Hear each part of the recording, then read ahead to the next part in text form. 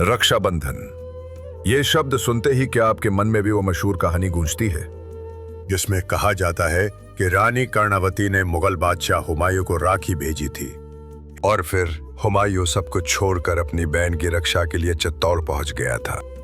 तो चलिए कहानी की सच्चाई जानते हैं, लेकिन पहले वीडियो को लाइक कर दीजिए, वरना इतिहास गवाह रहेगा कि जब मैं छोटा यूट्यूबर था तब आपने मेरा साथ नहीं दिया। सबसे पहले यह समझना जरूरी है, क्या कोई बात सिर्फ इसलिए सच हो जाती है क्योंकि वो 100 साल पहले लिखी गई थी? तो क्या अगर मैं आज कह दूं कि महाभारत के युद्ध में भगवान श्री कृष्ण की मदद के लिए अकबर ने एक सैन्य टुकड़ी भेजी थी, तो क्या 2125 में लोग इसे इतिहास मान लेंगे?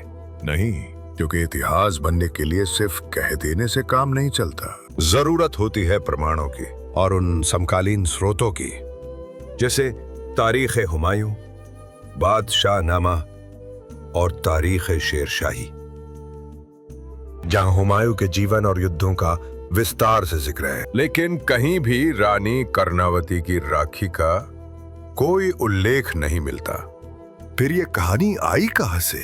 1832 में लिखी गई जेम्स टॉड की किताब से, जो कि घटना के लगभग 300 साल बाद लिखी गई थी। मतलब जरा सोचिए, ये बात लिखी गई उस इंसान द्वारा जो ना खुद उस समय मौजूद था, ना उसका बाप, ना दादा, ना परदादा। फिर भी जो मन में आया उसने लिख दिया और हमने मान भी लिया, सिर्फ इसलिए कि वो बात 200 साल पहले किसी अंग्रेज ने लिख दी थी।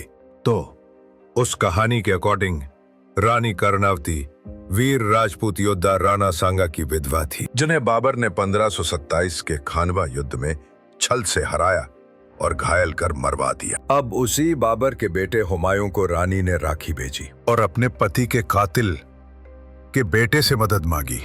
और इस पूरी घटना का जिक्र ना हुमायूं के जीवन वृत्त तारीख हुमायूं में, ना बादशाहनामा में और ना ही तारीख शेरशाही में मिलता है। कोई लॉजिक है इस बात का? अब एक बार तारीखों, घटनाओं और स्थानों के आधार पर भी इस कहानी को परख लेते हैं। राणा सांगा की मृत्यु 1528 में हुई, खानवा युद्ध में बाबर से हारने और घायल होने के बाद। उनके निधन के बाद मेवाड़ की सत्ता उनके पुत्र विक्रमादित्य सिंह के पास आई, लेकिन विक्रमादित्य राजकाज संभालने में अयोग्य और स्वभाव से क्रूर थे, जिसके कारण दरबार और आम जन में असंतोष फैल गया। इस आंतरिक अराजकता और नेतृत्व की अस्थिरता को देखते हुए गुजरात के सुल्तान बहादुर शाह ने 1534 में मेवाड़ पर आक्रमण की योजना बनाई और चित्तौड़ की ओर कूच किया। गुजरात और मालवा के बीच फैला मेवाड़ एक शक्तिशाली राज्य था और उसकी शक्ति व सम्मान का प्रतीक था चित्तौड़ दुर्ग। रानी कर्णावती को हराने के लिए चित्तौड़ को जीतना जरूरी था। इन गंभीर परिस्थितियों को देखते हुए रानी ने 1534 के आसपास मेवाड़ की सत्ता और रक्षा की जिम्मेदारी अपने हाथों में ली और राजपूत एकता के प्रयास में आसपास के राजपूत राजाओं को एकजुट होने का संदेश भेजने के लिए अपने पुत्रों को राजदूत बनाकर भेजा। जैसे आज युद्ध होता है तो उसमें हर देश अपना पक्ष रखता है। देश के प्रमुख यानी सीनियर लीडर्स दूसरे देश के नेताओं को फोन करके, मिलकर या पत्र भेजकर आधिकारिक रूप से सूचित करते हैं। जैसा कि हमने हाल ही में रूस, यूक्रेन या भारत पाकिस्तान के युद्धों में देखा, तो ऐसा ही एक पत्र रानी कर्णावती ने उस समय के समकालीन राजाओं और बादशाहों को भेजा। ऐसा ही एक चेतावनी भरा पत्र गुजरात के सुल्तान बहादुर शाह ने भी अन्य राजाओं को भेजा, जिसमें अपील की गई कि या तो वे इस युद्ध में हस्तक्षेप न करें और अगर करें तो बहादुर शाह के विरुद्ध युद्ध के लिए तैयार रहें। यह उस समय की एक सामान्य राजनीतिक परंपरा थी, राजनयिक शिष्टाचार, जिसे हम आज की भाषा में डिप्लोमेटिक कॉरेस्पॉन्डेंस कहेंगे। लेकिन हुमायूं, जो उस समय बंगाल में हिंदू मंदिर तोड़ने और हिंदुओं के सर कटवाने में व्यस्त था, उसने रानी के पत्र का कोई उत्तर नहीं दिया। इसके विपरीत तारीख शेरशाही के लेखक अब्बास खान सरवानी के अनुसार हुमायूं ने बहादुर शाह को पत्र लिखकर यह कहा कि तुम इस्लाम की लड़ाई लड़ रहे हो, जो दीन का काम है, इसलिए मैं उसमें हस्तक्षेप नहीं करूंगा। ये स्पष्ट रूप से बहादुर शाह को एक तरह का वैचारिक समर्थन था, न कि विरोध। अब आइए तारीखों के आधार पर यह भी समझ लें कि जब रानी कर्णावती और बहादुर शाह के बीच युद्ध शुरू हुआ उस वक्त हुमायूं था कहां? साल था 1534। गुजरात का सुल्तान बहादुर शाह मेवाड़ पर चढ़ाई कर चुका था। राणा सांगा की मृत्यु 1528 में होने के बाद मेवाड़ कमजोर हो गया था और इसी अस्थिरता का फायदा उठाकर बहादुर शाह ने चित्तौड़ पर हमला बोला। उधर हुमायूं उस समय 1600 किलोमीटर दूर बिहार और बंगाल के मोर्चे पर लड़ रहा था।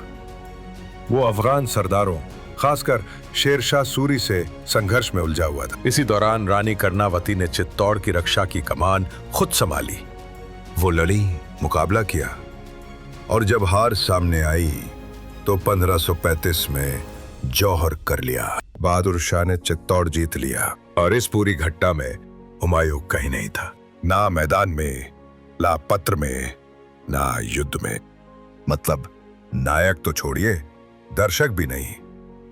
तो सोचिए, एक अंग्रेज अफसर जो ना घटना का गवाह था, ना उसका कोई पूर्वज उस समय भारत में था, उसने लोक कथा को इतिहास की शक्ल देकर लिख डाला और हम सबने उसे आंख मूंद कर मान भी लिया, क्योंकि वो 200 साल पहले किसी अंग्रेज ने लिखी थी। तो अब सवाल उठता है, रक्षाबंधन आखिर मनाया क्यों जाता है? अगर रानी कर्णावती और हुमायूं की कहानी इतिहास में दर्ज नहीं, तो फिर इस पर्व की जड़ कहाँ है? उत्तर मिलता है महाभारत में। कहते हैं कि जब श्री कृष्ण ने शिशुपाल वध के समय सुदर्शन चक्र चलाया तो उनकी उंगली कट गई। उसी क्षण द्रौपदी ने अपनी साड़ी का एक टुकड़ा फाड़कर श्री कृष्ण की उंगली पर बांध दिया। भावना के उस बंधन ने एक पवित्र वादे को जन्म दिया। श्री कृष्ण ने कहा, इस ऋण को मैं जीवन भर याद रखूंगा और समय आने पर चुकाऊंगा। और फिर जब चीरहरण की घड़ी आई तो श्री कृष्ण ने उसी बंधन का मान रखा और द्रौपदी की लाज बचाई। यही है रक्षाबंधन का असली भाव, एक वादा, रक्षा का, सम्मान का और साथ निभाने का।